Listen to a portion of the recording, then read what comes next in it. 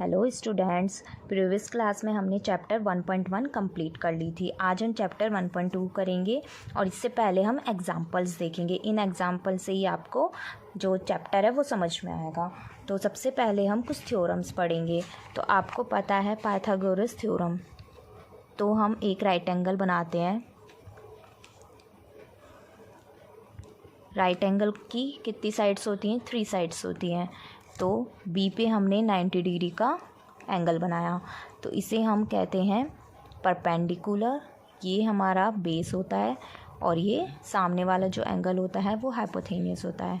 तो Pythagoras theorem मैं ये कहती कि जो हाइपोथेनियस होता है वो रूट ऑफ होता है किसके?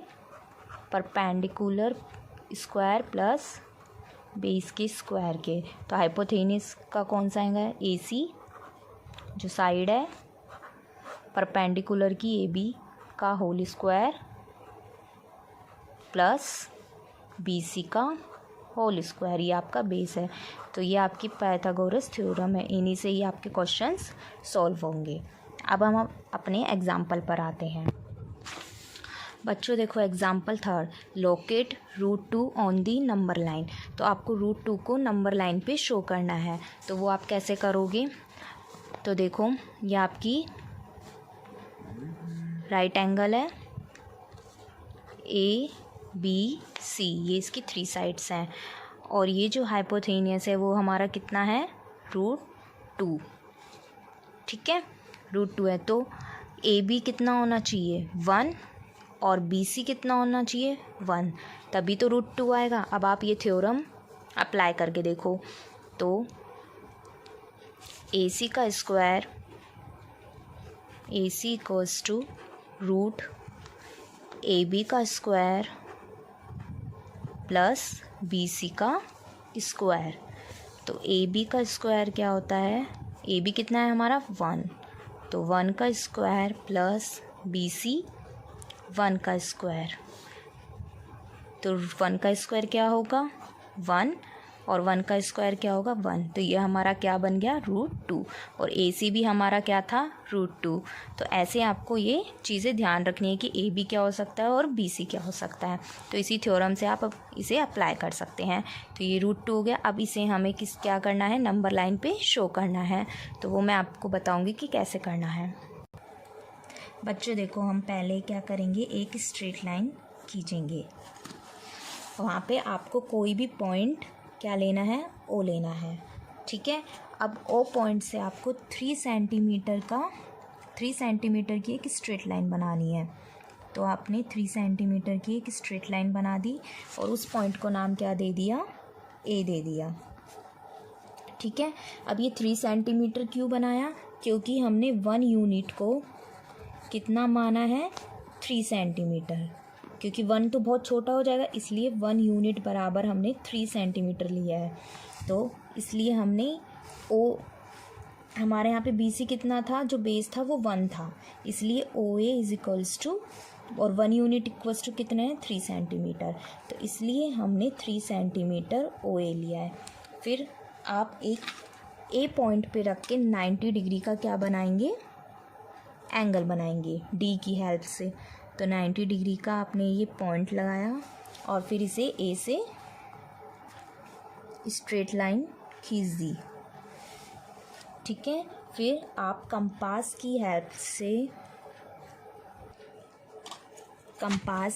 से 3 सेंटीमीटर का क्या लेंगे? अब हम कंपास की हेल्प से 3 सेंटीमीटर का क्या लेंगे? इसमें नाप लेंगे और पॉइंट A पे कंपास को रख के 3 सेंटीमीटर का एंगल कट करेंगे। ठीक है, अब इस एंगल को आप क्या नाम दे देंगे? B। हमने 3 सेंटीमीटर का कट क्यों किया है? क्योंकि हमने 1 यूनिट को 3 सेंटीमीटर के इक्वल माना है। ठीक है, अब इसको आप B पॉइंट को O पॉइंट से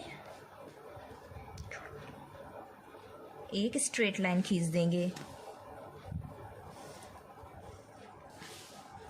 ठीक है, तो ये आपका कितना बन गया?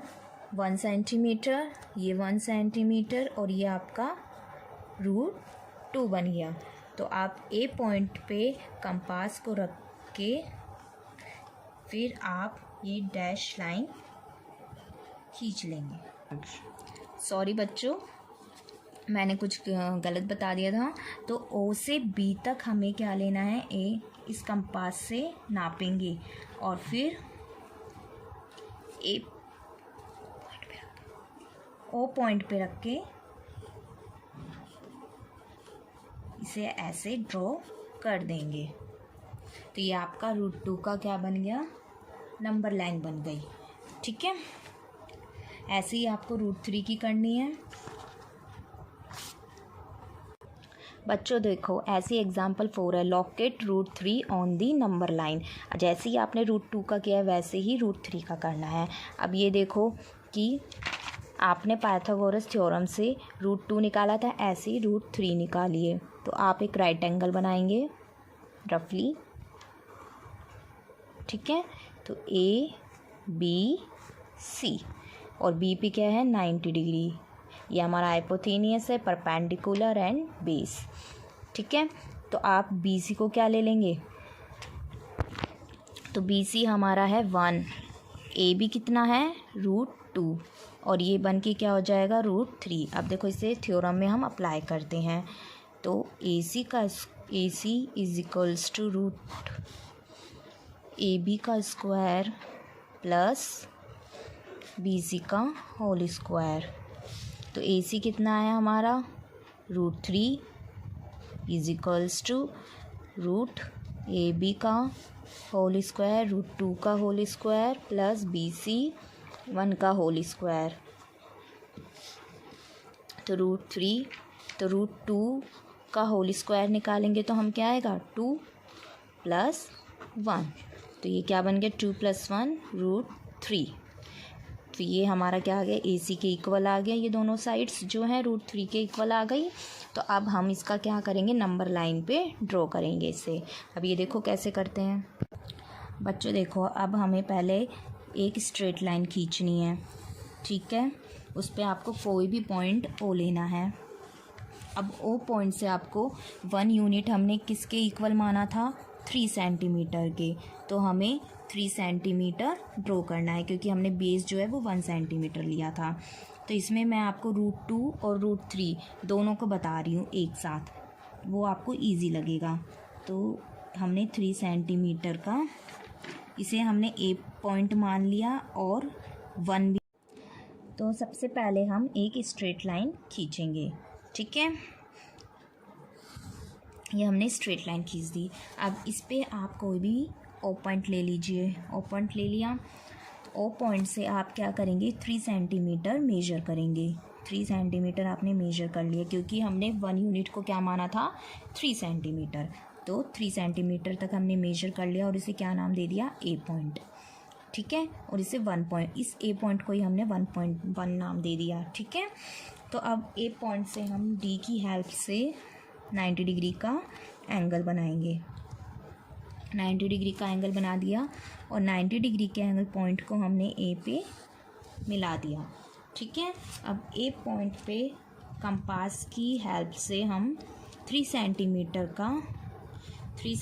मेजर करेंगे।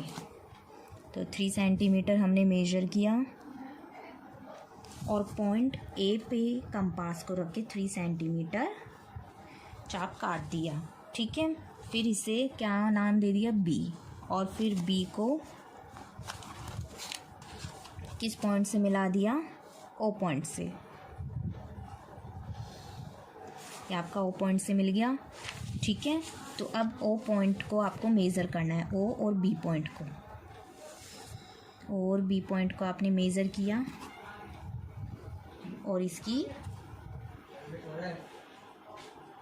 डैश लाइन खींच दी। अब इस पॉइंट को आपने क्या नाम दे दिया P। जो डैश लाइन है आपकी, आपने उस पॉइंट को क्या नाम दे दिया P। और इसी पे ही आपने 90 डिग्री का एंगल बनाया। P पॉइंट पे रख के आपने क्या बनाया 90 डिग्री का एंगल। ठीक है, फिर आपने पॉइंट को P से मिला दिया। और ये जो P एंगल बना है ये हमारा कौन सा है, लोकेट हुआ है √2 नंबर लाइन पे, ठीक है। अब हमने P पर 3 सेंटीमीटर की एक स्ट्रेट लाइन मेजर करेंगे और P पॉइंट से कट करेंगे। तो P पॉइंट पे रख के हमने 3 सेंटीमीटर की एक लाइन मेजर की और P पॉइंट से कट कर दी। उसके बाद हम इसे क्या नाम दे देंगे, C। फिर आप C को किससे पॉइंट करेंगे, O से। क्या करेंगे, O से मिला देंगे और एक स्ट्रेट लाइन खींच देंगे। फिर आपको क्या करना है, OC को मेजर करना है। OC को आपने मेजर कर दिया। फिर O पे ही कंपास को रख के C से आपको ऐसे ही डैश लाइन खींचनी है और इसको क्या नाम दे देना है, Q। और ये आपका कौन सा बन गया, √3। ये जो O से P तक की है तो वो कितना हो गया, OP = √2। ये मैंने एक में ही आपको √2 और √3 का सिखाया है। ऐसे ही आप और भी बना सकते हैं। O से Q तक का कितना हो गया, √3।